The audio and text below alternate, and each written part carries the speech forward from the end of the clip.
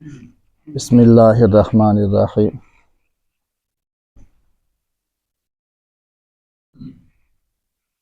آج لوگوں نے سمجھ لیا ہے کہ دین پر عمل کرنا بڑا مشکل ہے، حالانکہ اس سے زیادہ کوئی آسان چیز نہیں۔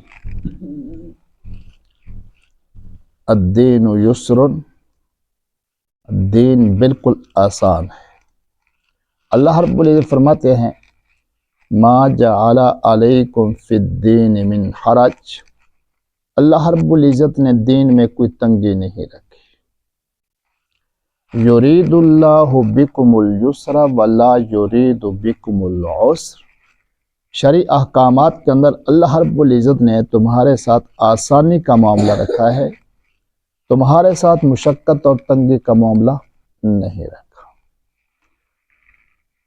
ہاں، ایک آدمی تصور کر لے کہ بہت مشکل ہے، بہت مشکل ہے، بہت مشکل ہے، تو ایک الگ معاملہ ہے، لیکن حقیقت کیا ہے کہ اس سے زیادہ کوئی آسان معاملہ نہیں ہے۔ آسانی اس اعتبار سے بھی ہے کہ اگر نامہ اعمال کو بھرنا چاہیں تو آپ کو کوئی وقت نکالنے کی ضرورت نہیں، اور آپ کی زبان کے اوپر کوئی بوجھ بھی نہیں، نہ دماغ کے اوپر بوجھ ہے۔ مثال کے طور پر سبحان اللہ کا لفظ ہے، اس کو ادا کرنے پر کوئی وقت نہیں لگتا، 1 سیکنڈ سے بھی کم،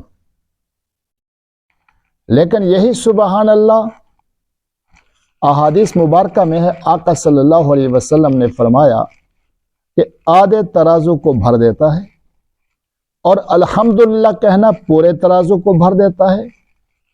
ترازو کیا ہے کہ کل قیامت کے دن جس کے اندر لوگوں کے اعمال تولیں گے، یہ کتنا بڑا ترازو ہے۔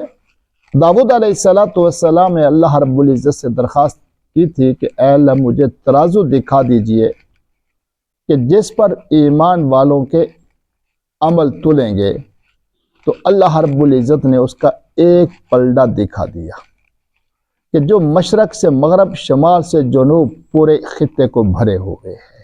اتنا بڑا ترازو سیدنا داؤد علیہ السلام دیکھ کر بے ہوش ہو گئے۔ جب ہوش آیا تو پوچھا کہ اے اللہ یہ کیسے بھرے گا؟ اتنے بڑے اعمال، اتنے زیادہ اعمال کس کے ہوں گے کہ جس سے یہ ترازو بھر جائے؟ اللہ رب العزت نے فرمایا کہ جب میں کسی سے راضی ہوتا ہوں، کوئی بندہ مجھے راضی کر لیتا ہے، میں اس سے راضی ہو جاتا ہوں، تو ایک کھجور کے ساتھ میں اس ترازو کو بھر دیتا ہوں۔ ایک کھجور، ایک کھجور احد کے برابر سونا نہیں، ایک کھجور کے ساتھ میں اس ترازو کو بھر دیتا ہوں۔ لیکن آج ہمیں سمجھنا مشکل ہے۔ میں تھوڑی سی بات کرتا ہوں، یہ جو علماء سے آپ نے سنا ہے، اور علماء کہاں سے بیان کرتے ہیں؟ قرآن و سنت سے، کہ ایک نیکی کرو تو اس کا اجر 10 گنا ہے، کہیں پر آپ سنتے ہیں 70 گنا ہے، کہیں پر آپ سنتے ہیں 700 گنا ہے۔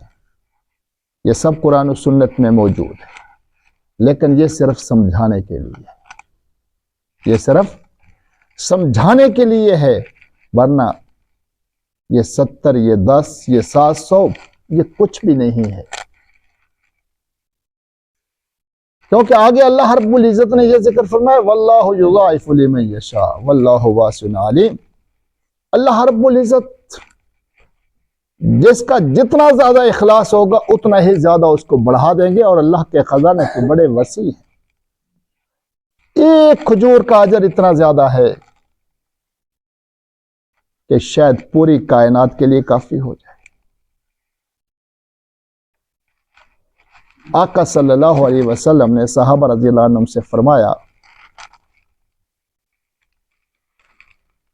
کہ 10 پارے پڑھنے سے پہلے نہ سویا کرو۔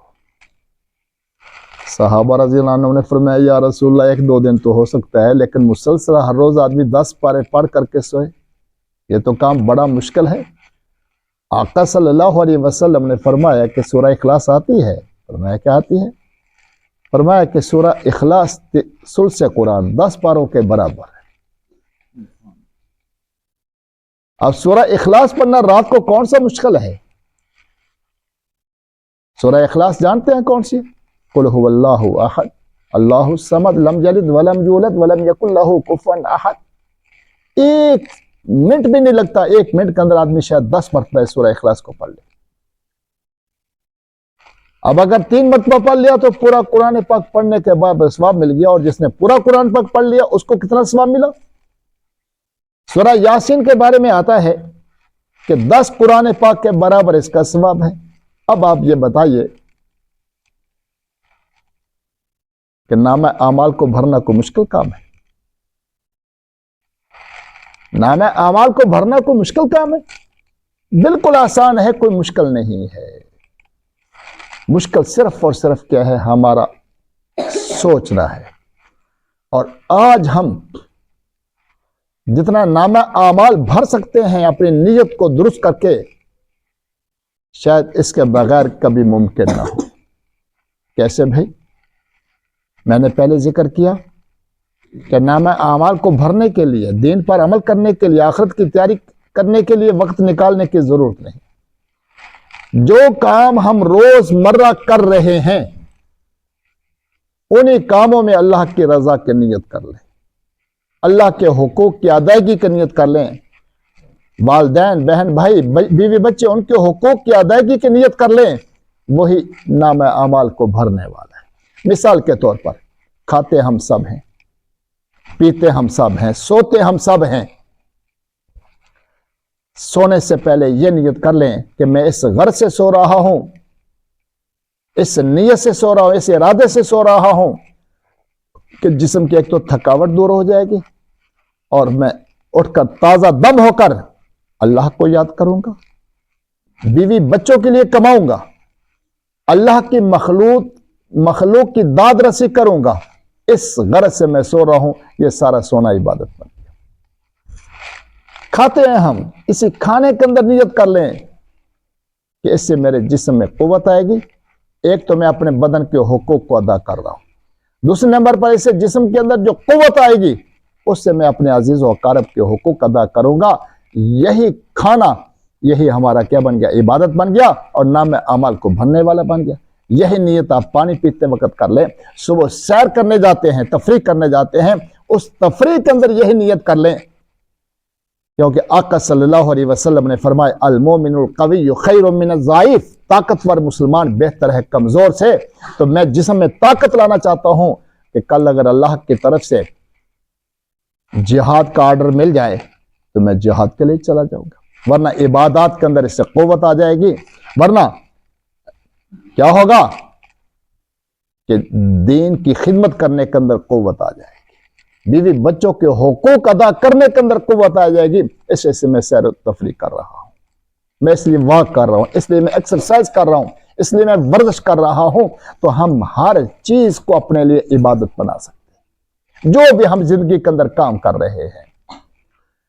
گھر میں گئے، بیوی بچوں کو دیکھا، بڑے خوش ہیں، اس پر الحمدللہ کہہ لیں، نامہ اعمال بھر گیا۔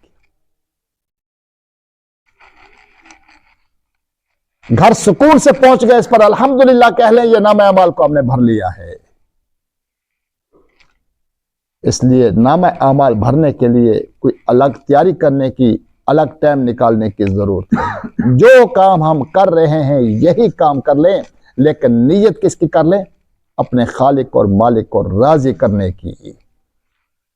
اور آقا صلی اللہ علیہ وسلم نے فرمایا، بخاری شریف کی آخری حدیث ہے، 2 کلمات ہیں، زبان کے اوپر بالکل ہلکے سے ہیں، خفیف ہیں، اللہ کو بڑے محبوب ہیں، اور نامہ اعمال کے اندر تو اتنے وزنی ہیں کہ جس کی کوئی انتہا نہیں۔ اور وہ کون سے کلمات ہیں؟ سبحان اللہ و بحمدہ سبحان اللہ العظیم۔ یہ کلمات ہم سب کو یاد ہیں، سبحان اللہ و بحمدہ سبحان اللہ العظیم۔ یہ چلتے پھرتے یہ کلمات پڑھتے رہا کریں، اور پھر آپ جو بھی کام کر رہے ہیں، بشرطے کہ یہ کام بولنے والا نہ ہو، جسمانی کام ہے آپ کا، آپ سبحان اللہ، الحمدللہ، اللہ اکبر، قل هو اللہ، دوسری صورتیں کیا پڑھتے رہیں۔